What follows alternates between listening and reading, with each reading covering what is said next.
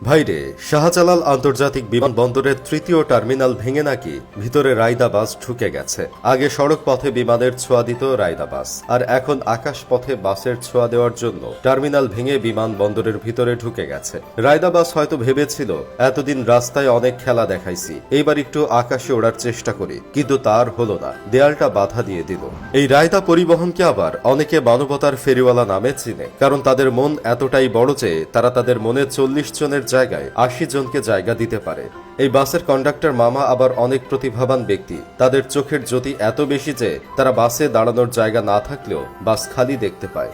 ঢাকা শহরে যতগুলো রায়দা বাস আছে, এতগুলো রায়দা নামের মেয়েও হয়তো বাংলাদেশে নাই। রাস্তায় বের হলে আপনি কিছু দেখেন আর না দেখেন, তাদের নিজেদের মধ্যে প্রতিযোগিতা ঠিকই দেখবেন। একই কোম্পানির বাস, অথচ এমন ভাবে মাজা বেঁকিয়ে তারা একজন আরেকজনকে বাধা দেয়, এমন বাধা হয়তো বাংলা সিনেমায় 203-এর মধ্যেও দেখা যায় না। এই বাসের গতি বুলেটের ট্রেনের চেয়ে একটু বেশি। এই বাসে উঠে যদি আপনি সিটে বসেন, তাহলে সড়ক পথে বিমানের ছোঁয়া পাবেন, আর গতি দেখে বুলেট ট্রেনের ফিল পাবেন। তাদের ফিটনেস দেখলে আপনার সর্বপ্রথম হিরো আলমের ফিটনেসের কথা মনে পড়ে যাবে।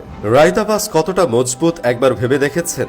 যেখানে দেয়ালের সাথে সংঘর্ষ হলে বাস ভেঙে চুরমার হয়ে যাওয়ার কথা, সেখানে বাসই দেয়াল ভেঙে চুরমার করে দিছে। এখন আপনারাই বলেন, এই বাসের ফিটনেস কত অস্থির লেভেলের। আমার তো মনে হয় রায়দা বাসে যদি 2টা পাখা লাগিয়ে দেওয়া হয়, তাহলে তারা আকাশে উঠতে পারবে। এখন আবার অনেকে বলতে পারেন, যদি রায়দা বাসে পাখা লাগিয়ে দেওয়া হয়, তাহলে আর বাস থাকবে না, রায়দা বিমান হয়ে যাবে। তাহলে এই বিমানের পাইলট আর কো পাইলট কারা হবে? দেখেন ভাই, রায়দা বাসের ড্রাইভাররা কি পাইলটের চেয়ে কম নাকি? তারা চাইলে বিমান, হেলিকপ্টার সব চালাইতে পারে। যদি নাই চালাইতে পারতো, তাহলে তো আর বিমান বন্দরের দেয়াল ভেঙে ভিতরে ঢুকে যেতে পারতো না।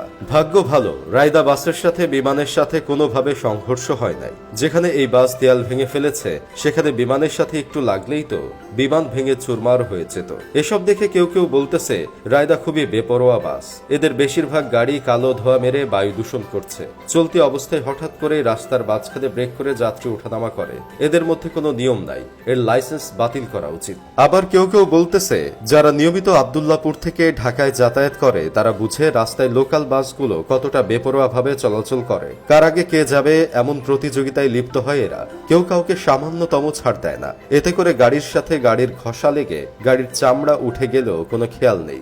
আমার বন্ধু কেরামত আবার বলতেছে, বিমান বন্দরের কাজের মান পরীক্ষা করতে গেছিল রায়দা বাস, পরীক্ষা করতে গিয়ে পড়ে গেল বিপদে।